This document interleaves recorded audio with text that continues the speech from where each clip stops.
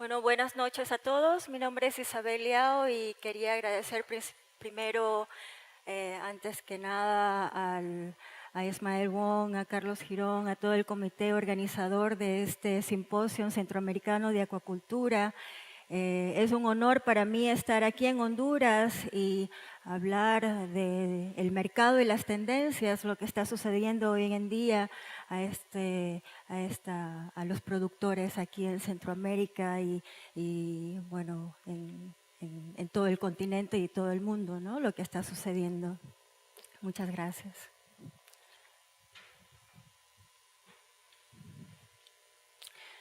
El mercado del camarón es muy complicado, ¿no? Es un tema súper enigmático, como lo estaba comentando Fernando antes. Y a ver si funciona esto. Ahí estamos. Listo. Bueno, el mercado del camarón es súper complejo, súper dinámico, cada vez se está volviendo más y más difícil de descifrar. Todo está en constante movimiento, la producción, la demanda, hay nuevas barreras arancelarias, barreras sanitarias también, nuevos competidores, que el clima, que enfermedades, que costos de producción, etcétera. Y ni qué hablar de los precios suben y bajan constantemente y realmente no es apto para los enfermos cardíacos, dirían ustedes, ¿verdad? Es una cosa que da mucho nervio todo el tiempo, ¿sí? Entonces, ¿a dónde va el mercado? ¿Dónde encajamos aquí en todo esto? ¿Y cómo capitalizar en las oportunidades de los cambios que se vienen? Entonces, para simplificar un poco lo que está sucediendo, vamos a imaginarnos que el mercado del camarón, el mercado de los mariscos es un rompecabezas, ¿sí? Entonces vamos a ir analizando cada una de las piezas del rompecabezas, la oferta, la demanda, las tendencias y las oportunidades. Entonces, la primera pieza de rompecabezas que tenemos es la producción. Estamos hoy en día en tiempos sin precedentes. Nunca antes en la historia de la humanidad ha habido tanto camarón producido en el mundo al mismo tiempo, ¿sí? Hemos alcanzado récords históricos. Vamos a ver un poco más en detalle. El año pasado, en el 2017, según reportes de la FAO, se ha producido 2.9 a 3.5 millones de toneladas. Imagínense, es un promedio de 3.2 millones de toneladas. ¡Wow! Y de esto, pues, el 75 al 80% de la producción viene de Asia, ¿sí? Y de esto, el 76% es Banamey, como lo decía Fernando antes. El Banamey es una especie que originalmente se producía solamente en América y ahora los asiáticos lo están haciendo. 75 a 80% de la producción mundial del camarón de cultivo viene de Asia. Entonces, aquí en América Latina, ¿qué nos queda? Un 20-25% de la producción nada más. Entonces, es una pieza, somos aquí una pieza muy pequeñita de este rompecabezas, ¿sí? Con muy poca influencia en el mercado mundial. Entonces, la pregunta es, ¿qué oportunidad tenemos aquí en Latinoamérica para sobresalir en el mercado global? Vamos a ver un poco más en detalle cómo se caracteriza cada una de las regiones de producción en el mundo. Los principales productores están en Asia, donde viene la mayor parte del camarón de cultivo, como lo estábamos diciendo. El principal productor es China, según la FAO. Tienen récords de 1.2 millones de toneladas al año producidas. en el 2017. De esto pues se lo consumen todos ellos allí en China, la mayor parte, con tal vez pequeñas excepciones. Y además de eso importan, como todos sabemos, ¿no? El camarón entero especialmente, de los países vecinos y también de de Ecuador y de aquí de América Latina. A eso pues le sigue la producción de Vietnam, India, son productores muy, muy grandes. La producción de Indonesia no se queda atrás, seguido de Tailandia y etcétera. Ahí se tienen una idea de lo que es la producción de cada región. Ahora, quisiera aclarar que estos son datos promedios porque en la industria no hay datos precisos realmente. Entonces, he tomado información de diversas fuentes y he sacado más o menos un promedio, pero nos da una idea de quiénes son los más grandes y cuál es la tendencia. Ahora, los productores en Asia se caracterizan porque son cientos de miles de granjeros pequeñitos, ¿sí? Son microgranjas, microempresas. Son familias que tienen en su patio de atrás tal vez una piscinita de media hectárea y eso es una granja. Imagínense cientos de miles de ellos en toda Asia. Entonces es un volumen agregado muy, muy grande. Entonces ellos son cultivos intensivos o hiperintensivos que tienen problemas de polución, trazabilidad. Hay muchos intermediarios entre las granjas y los productores, los procesadores. Entonces se hace muy difícil una trazabilidad confiable. Hay también temas de polución, de temas sociales, no tanto en las granjas, sino en las fábricas, en las plantas procesadoras. Y el gobierno está incentivando cada vez más el área de acuacultura en cada uno de estos países, especialmente en Vietnam, en India, etc. La producción va definitivamente en aumento en esta región del mundo. Y acá, pues, de este lado del mundo, nuestra piecita chiquita del rompecabezas, como estábamos diciendo, la producción la lidera Ecuador con 450,000 toneladas, más o menos el año pasado, y de lo que va del año se estima que se cerrará el año con al menos un 15% más de crecimiento para el 2018. En segundo lugar tenemos a México, que se estima más o menos unos 145,000 toneladas. Sabemos que México es un consumidor muy grande de camarón, entonces tal vez apenas un 20% de su producción, lo que son las tallas más grandes, son las que son exportadas, ¿sí? El resto se lo comen ellos mismos. Y luego de eso pues tenemos Brasil, que se estima que produjeron tal vez unos 65,000 toneladas el año pasado. Son datos estimados porque tuvieron problemas de enfermedades, como ustedes lo deben saber, y no se sabe cómo resultará, cuáles serán los resultados al final de este año, ¿no? Pero en todo caso, ellos se comen toda su producción. No nos tenemos que preocupar mucho de ellos como competencia en la oferta. Más bien, se los podría ver como un mercado potencial en caso de que logren abrir sus importaciones, ¿sí?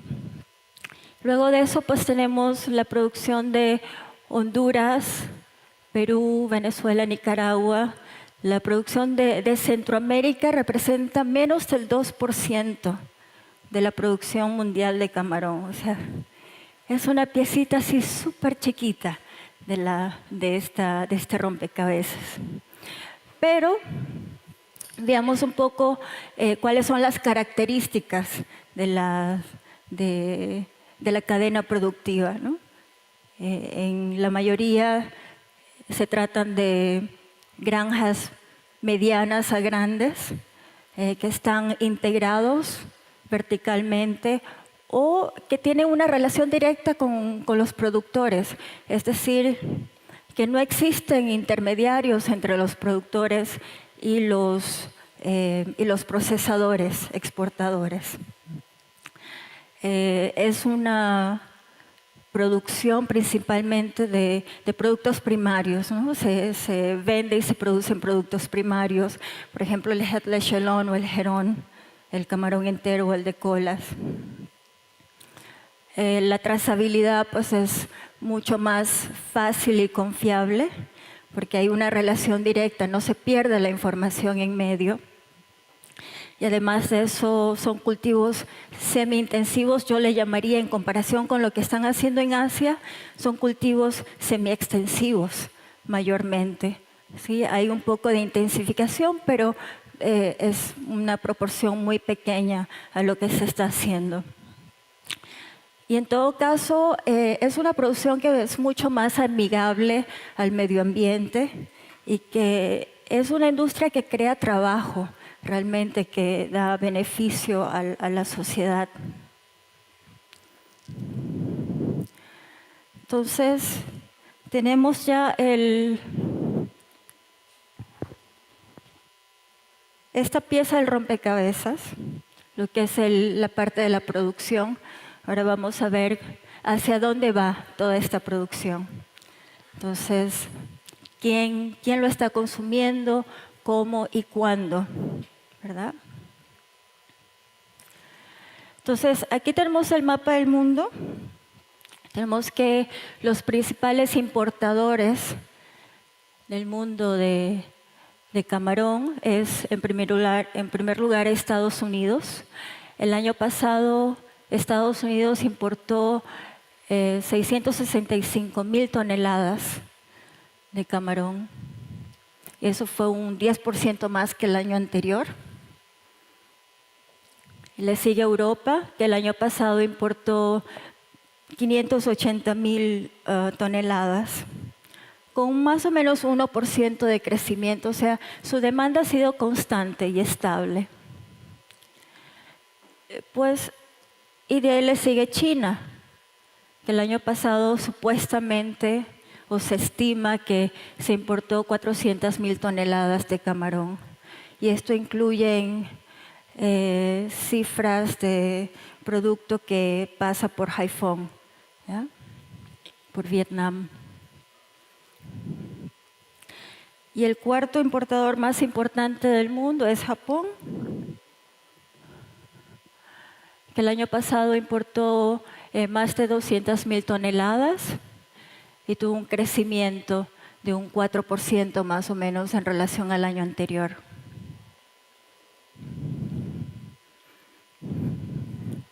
Entonces vamos a enfocarnos un poco, vamos a coger un lente y vamos a enfocarnos un poco más a cada una de estas piezas de rompecabezas. Okay.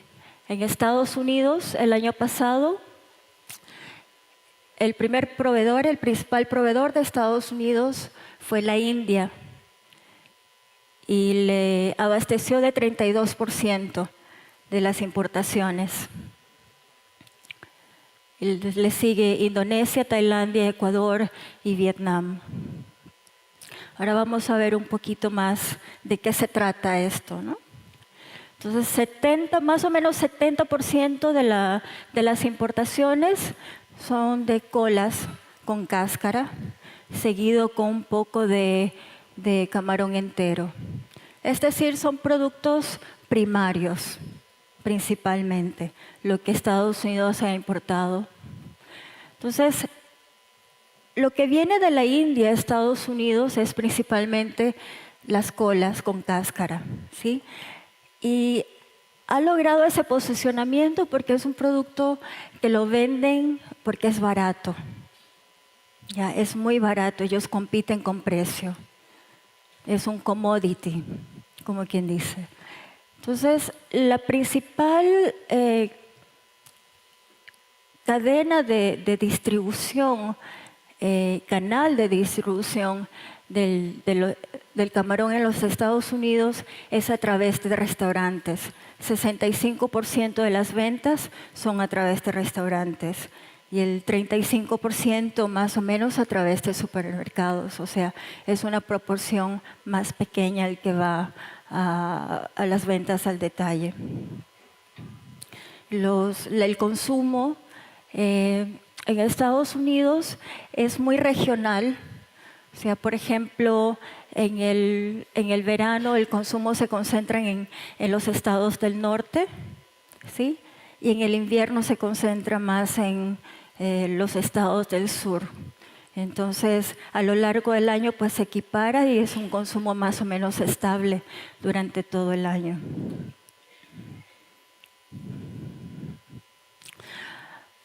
Ahora pasamos a la siguiente pieza del rompecabezas, que vamos a hablar un poco de Europa.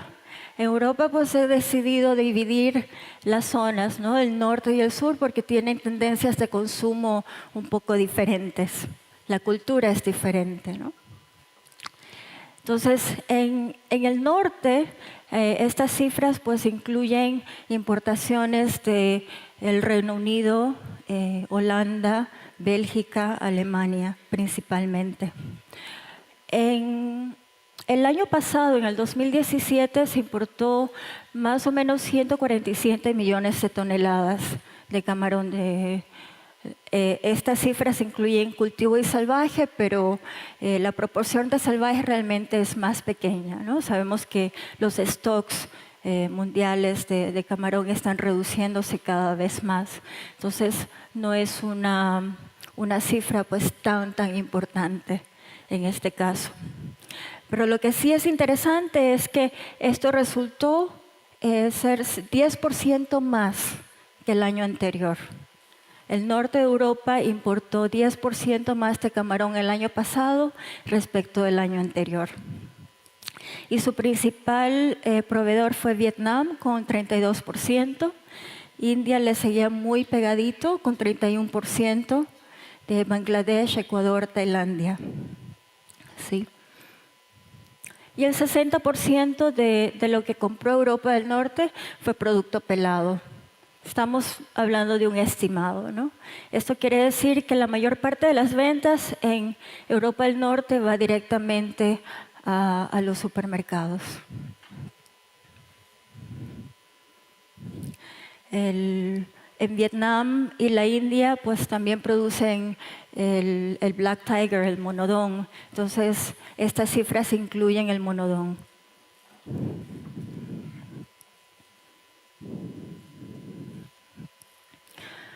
Ahora vamos a ver qué hacen los europeos que son latinos, ¿sí? Los que están más al sur, en el Mediterráneo. Veamos, hay 3 países principales en el Mediterráneo que importa camarón, que consume camarón. Y el principal es España, que el año pasado importó más o menos 118.000 toneladas. Y principalmente camarón de Argentina, que es camarón salvaje. ¿Ya? Pero en camarón de cultivo, Ecuador tuvo la delantera. De China importó más o menos un 14% de lo que consume y principalmente eso es productos de valor agregado, en pelado principalmente o empanizados. Y Nicaragua le suplió de 6%. Ahora en Francia importó el año pasado 69.000 toneladas. Y su principal proveedor fue Ecuador, que está con 45%, seguido de India, Vietnam, Madagascar. Cabe mencionar que la producción de India y de Vietnam y de Madagascar, lo más probable es que sean en su mayoría Black Tiger, ¿ya? La especie monodón. Y la producción que va a Francia, a España, va principalmente a los cocederos. Es producto entero que va a ser cocido en plantas industriales que luego les provee a los supermercados, ¿sí? Y tenemos después Italia, que importó 48.000 toneladas, principalmente de Ecuador, camarón de cultivo, Banamey.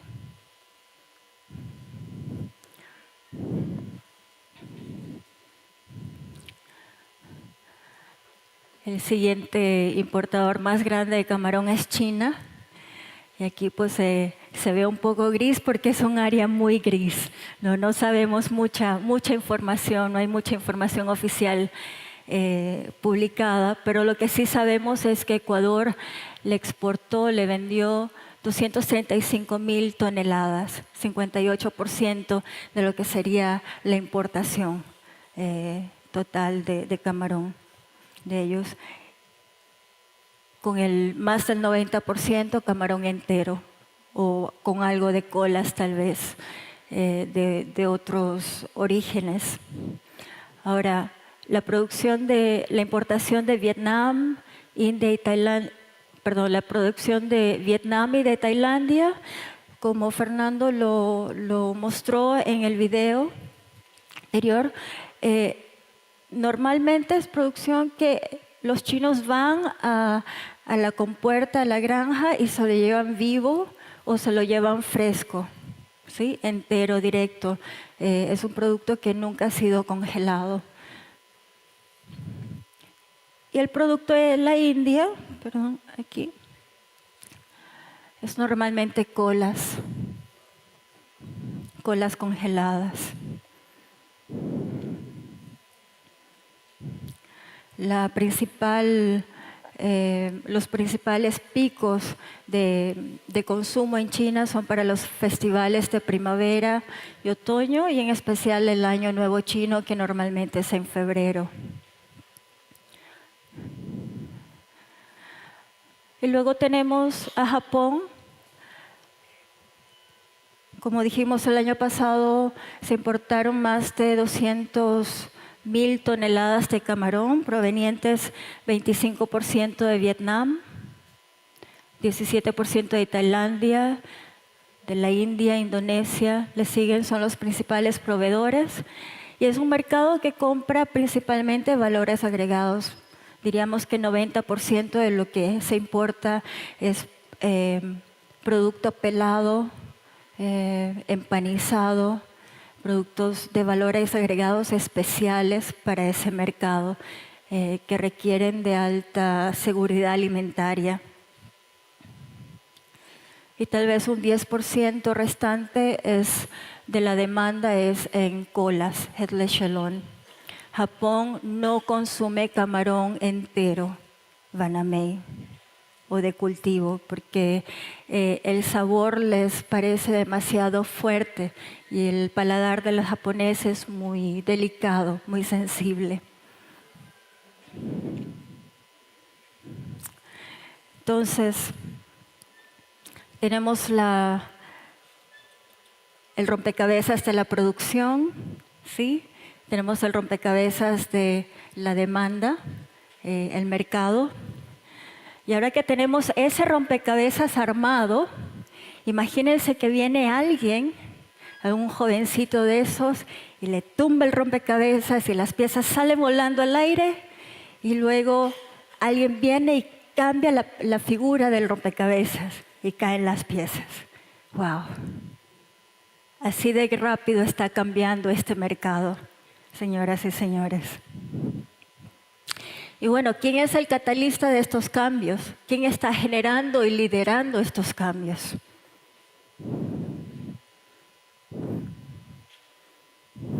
Ellos. Este es el futuro, ¿sí?, de la industria. Este es el futuro del mundo, los milenios. Bueno, los milenios es la generación más poderosa en estos momentos, ¿no?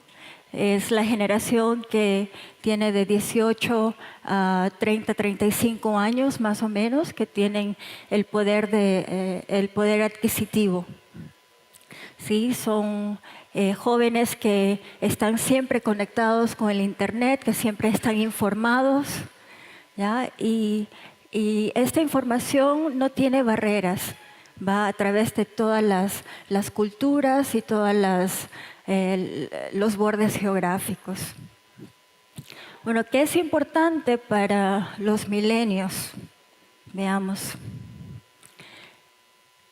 Ellos tienen un estilo de vida que están siempre activos y están siempre buscando una experiencia, ¿sí? Entonces, para los milenios es muy importante la transparencia. Cuando están hablando de alimentos, por ejemplo, de lo que comen, quieren saber qué está en la lista de sus ingredientes, de lo que come, de lo que se alimenta, de dónde viene el producto que se va a poner en su cuerpo, ¿sí? Cuál es la procedencia y cuál ha sido el camino recorrido de este producto que va a consumir desde el inicio y qué es lo que ha afectado o cómo ha impactado ese recorrido del alimento. Bueno, está buscando que lo que vaya a consumir sea saludable, sea natural o orgánico en lo posible. Se está fijando en eso, que haya sido producido localmente o por lo menos de una manera sostenible y que el abastecimiento sea sostenible. También está interesado en el impacto en el planeta, ¿sí? Tiene un sentido de responsabilidad ecológica y social. Aman ellos el planeta, ¿no? Son verdes o como decimos en inglés, tree huggers. Les gustan abrazar y estar cerca de la naturaleza, de los árboles. Otra de las características es que les gusta la conveniencia. ¿Sí? Quieren que sean las cosas rápidas, convenientes, fáciles, muy accesibles. Y para ellos la comida o los sabores, lo que se alimentan, es una experiencia. Toman la comida y la experiencia culinaria como una aventura.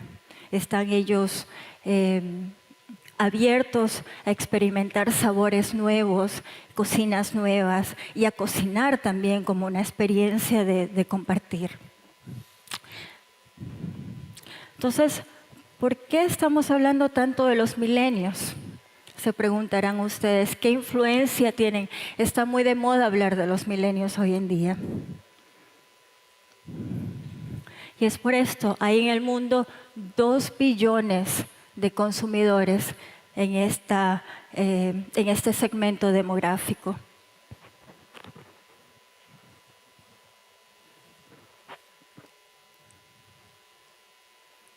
Vemos que según estadísticas y demográficas, de estos 2 billones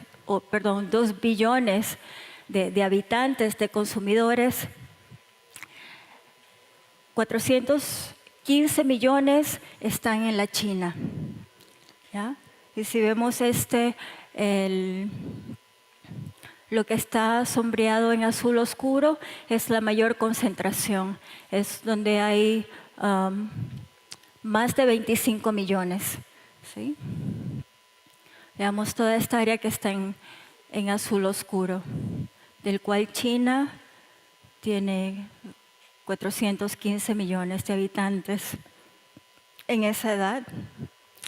Estados Unidos le sigue con 92 millones. Esto quiere decir, y bueno, India, 440 millones. Pero en general la concentración mayor de millennials está en Asia. ¿Sí? Bueno, esto quiere decir que hoy por hoy los millennials en China tienen un poder adquisitivo de 5 trillones de dólares. Trillones de dólares. ¿Sí? Y en Estados Unidos el poder de compra se estima en 200 billones de dólares. Sí, es el grupo más numeroso en el planeta en estos momentos y económicamente más poderoso de la historia. Ellos son los que van a determinar los cambios que se darán en la industria de los alimentos. Sí, la industria de los alimentos, la industria de los mariscos, la industria del camarón. En Estados Unidos solamente sabemos que el consumo per cápita son 4.2 libras por persona por año. Eso quiere decir que se traduciría a 175,000 toneladas consumidas por este grupo, los millennials.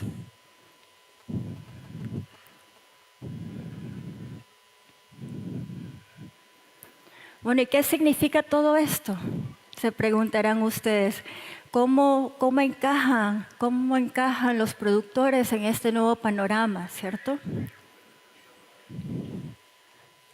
Bueno, señoras y señores, les tenemos muy buenas noticias.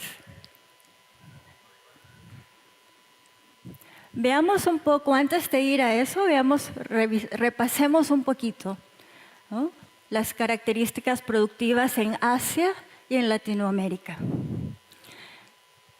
Tenemos por un lado que en Asia las granjas son muy pequeñas, son cultivos hiperintensivos o intensivos con alta o muy alta densidad.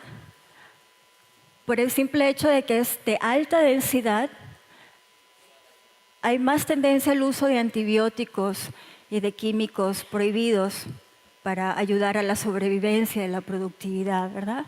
Entonces, han habido antibióticos detectados en Asia, principalmente en India, en Vietnam, en los sitios donde se concentra la producción intensiva. La cadena de suministro es fragmentado, ¿sí?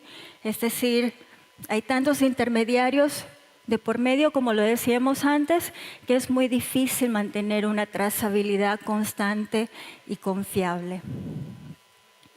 En el medio de todo, pues se pierde la historia y el recorrido del camarón, del producto. Hay un impacto ambiental cuestionable tendiendo a negativo por la intensidad del cultivo. Oh, perdón. Okay. Tienen un volumen muy grande, la producción es masiva, pero tienen también una capacidad de proceso especializado. Tienen muy buena mano de obra, muy rápida, muy calificada. Y la industria está siendo subsidiada o incentivada, llevámoslo así, por el gobierno. Hay mucha facilidad de créditos, ¿ya? En América Latina, perdón, aquí estamos, ok. En América Latina el tamaño de las granjas son medianas, grandes. Las piscinas son de un promedio de 10, 15 hectáreas por piscina. O sea, imagínense, eso quiere decir como 10, 20 granjas o más, 40 granjas en Asia, de lo que nosotros tenemos aquí, una piscina, ¿sí? Los cultivos son semi-intensivos, son más amigables al medio ambiente, por lo de las densidades medias a bajas. El uso de antibióticos no ha sido detectado y si se usa, pues es tan esporádico y mínimo que no está dentro del radar, digámoslo así.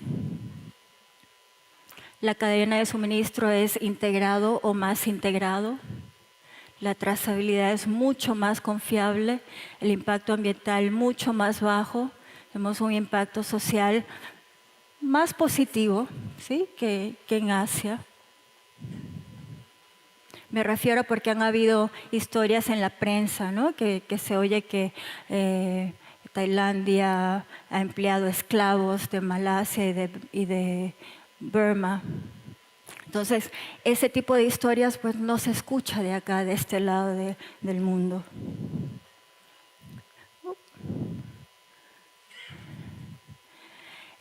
La producción es más especializada, pero en cuanto a producto primario. A eso me refiero, a especializada, a masiva. Y el financiamiento pues es mayormente privado, ¿sí? Entonces, todas estas características productivas se traducen en ventajas competitivas y vamos a revisarlos. La ventaja competitiva de Asia es que producen grandes volúmenes, entonces eso les da mucha influencia en los precios de mercado. Producen con costos más bajos por varias razones, algunas de ellas Fernando las mencionó antes. La mano de obra es especializada, es mucho más ágil. Tienen una capacidad enorme de pelar producto, de empanizar, de hacer valores agregados. Y tienen apoyo gubernamental, que es muy importante también. Acá en América Latina, pues los sistemas son más integrados, todo es más como tranquilo, laid back, como decimos en inglés. La trazabilidad es mucho más confiable, prácticas más sostenibles, hay una conciencia de responsabilidad social y el producto es más natural, ¿sí? Porque son productos más primarios, ¿no? El camarón entero, o sea, viene de la finca, llega a la fábrica, se lo clasifica, se lo congela, no se le hace nada, ¿verdad? No se le hace mucho. Y las colas que resultan de ellas, pues tampoco, ¿no? Se va directamente a una clasificadora, un congelador y no hay mucho manipuleo. En su mayoría estamos hablando en términos generales. Entonces,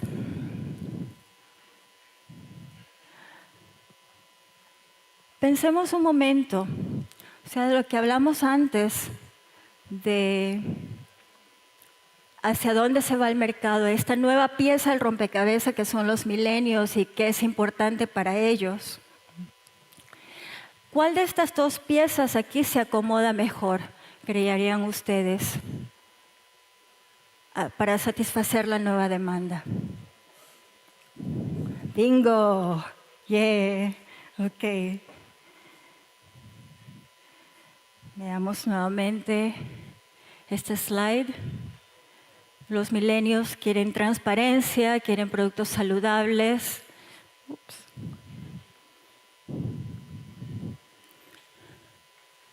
Valoran el planeta, la conveniencia, etc.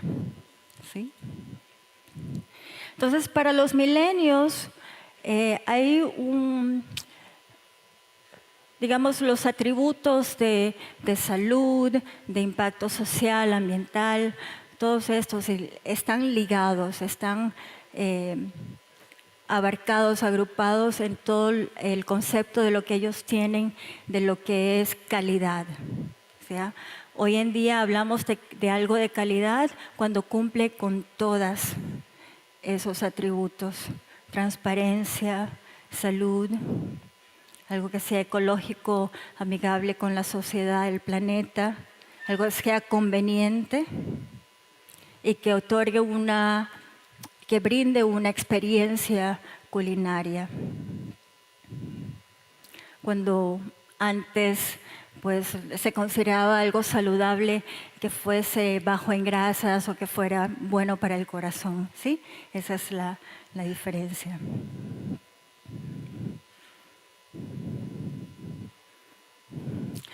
Entonces, estamos hablando que que los millennials son un mercado muy grande, existe un mercado premium muy grande, porque hay estudios, se han hecho estudios extensivos al respecto, que más del 90% de los millennials pagarían mucho más por productos sostenibles y producidos de forma responsable. ¿Sí? Y la verdad es que la sostenibilidad está en boca de todos hoy en día. Entonces, la pregunta es, ¿cómo llegar a los milenios? Si en la industria del marisco, del camarón, está estructurada de forma de que la mayoría de los distribuidores, de los importadores manejan productos tipo commodity. ¿Ya?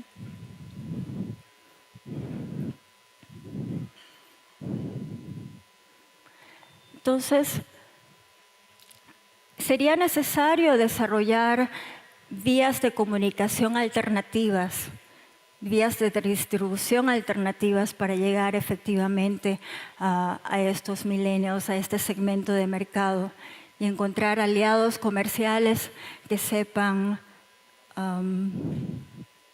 llegar, ¿cierto? Entonces, justamente preparando esta presentación, todo el día lunes salió un reportaje, un artículo en el Undercurrent News que hacían un interview al presidente de Rabobank y a otros líderes de la industria, en donde mencionaban que el mercado del camarón le hace falta innovación, le hace falta crear demanda, así como lo ha hecho la industria del salmón. Entonces, hoy por hoy es necesario descomoditizar el camarón.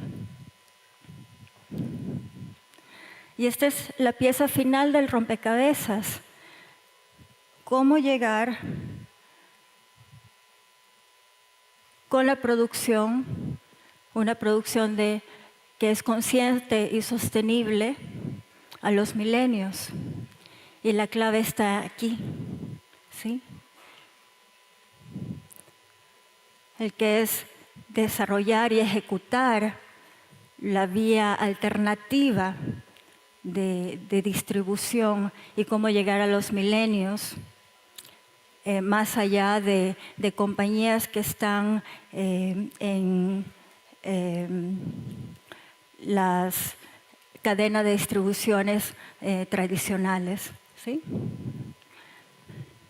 Y pues la olla de oro está para los que logren ejecutar esta parte de aquí.